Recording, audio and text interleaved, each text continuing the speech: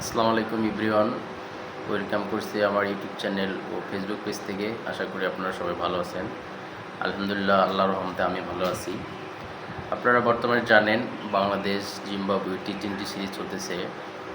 আর Bangladesh BCB, Bangladesh cricket board already চুক্তি সারে আইসিসির কাছে তাদের বিশ্বকাপ স্কোয়াড পাঠিয়ে দিয়েছে। এবং এখানে হচ্ছে যে বাংলাদেশ জিম্বাবুয়ে সিরিজটা এখানে যারা পারফরমেন্স করবে এদের ভিত্তিতেই হয়তো দেখা যাবে যে 20 তারিখের পরে বাংলাদেশ তাদের টি-20 বিশ্বকাপের স্কোয়াডটা ঘোষণা করবে। তা যাই হোক, এখন হচ্ছে যে 5টা টি-20-র মধ্যে প্রথম টি-20 হয়ে গেছে 3 তারিখে, বাংলাদেশ সেখানে জয়লাভ করছে। এবার যে বিষয়টা হচ্ছে এখন বেশি আলোচনা হচ্ছে সব দিক থেকে, সেটা হচ্ছে যে লিটন দাসকে নিয়ে। লিটন দাস আপনারা জানেন সবাই, বর্তমানে সে অফ ফর্মে আছে, ঠিক আছে। তো এখন একটা আলোচনা হচ্ছে যে লিটন দাস কি আজকে দ্বিতীয় টি-20-তে যে মাঠে নামবে সেখানে কি তাকে স্কোয়াডে রাখা হবে কি না, আর আদৌ কি সে বিশ্বকাপ টি-20 বিশ্বকাপে ওপেনার হিসেবে সুযোগ পাবে কি না। এখন সেটা হচ্ছে সিলেক্টেডদের ব্যাপার। আর বাংলাদেশে তো মিডিয়াগুলো যেভাবে মানে সংবাদ প্রচার করে থাকে, তারা একটা প্লেয়ারের প্রতি যেভাবে লেগে থাকে। আচ্ছা, আপনারা আপনাদের যুক্তি বা আপনাদের কমেন্ট জানাতে পারেন লিটন দাস বিশ্বকাপ স্কোয়াডে থাকবে না কি না। আমি আপনাদের কিছু জিনিস শেয়ার করতে চাই। আসলে এই মুহূর্তে দেখেন, বাংলাদেশে বিশ্বকাপ স্কোয়াডে ওপেনার হিসেবে যাওয়ার জন্য আছে সৌম্য সরকার, তানজিদ তামিম, পারভেজ হোসেন ইমন আর হচ্ছে লিটন দাস। এখন দেখেন, পারভেজ হোসেন ইমন হচ্ছে যে আপনাদের ঢাকা প্রিমিয়ার লিগ যেটা 50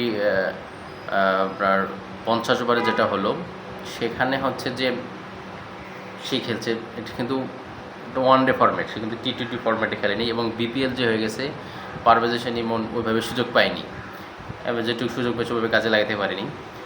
আর এই একটা পারভেজ হোসেন ইমন মাত্র মনে হয় একটা টি-20 খেলছেন। তাহলে এইরকম একটা প্লেয়ারকে যদি আপনি এখন এই টি-20 বিশ্বকাপের জায়গায়, যেখানে আসলে এক্সপিরিয়েন্সের মূল্য আছে, সেখানে যদি আপনি সুযোগ দেন, আমি এটার বিপক্ষে, ঠিক আছে। লিটন দাসকে আপনারা যদি নিয়েও যান বা সৌম্য সরকারকে নিয়ে যান, লিটন দাসকে যদি আপনারা নাও খেলেন, তারপরে দলে থাকলেও তার যে এক্সপিরিয়েন্স এটা কাজে লাগবে। আসলে এই মুহূর্তে আপনারা যদি ওরকমই হয়তো টি-20 বিশ্বকাপের পরিকল্পনা, তাহলে ইমনকে আপনারা আগে থেকেই দলে ইনক্লুড করতেন, তাকে খেলাইতেন। এমনকি আপনারা এই জিম্বাবুয়ে সিরিজও ইমনকে খেলাইতেছেন না, তো হঠাৎ করে আপনারা তাকে নিয়ে যাবেন। হ্যাঁ, যদিও লিটন দাস অফ ফর্মে থাকে, আমি বিশ্বাস করি তারপরও সিলেক্টররা লিটন দাসের প্রতি আস্থা রাখবে। আমার এটা মতামত।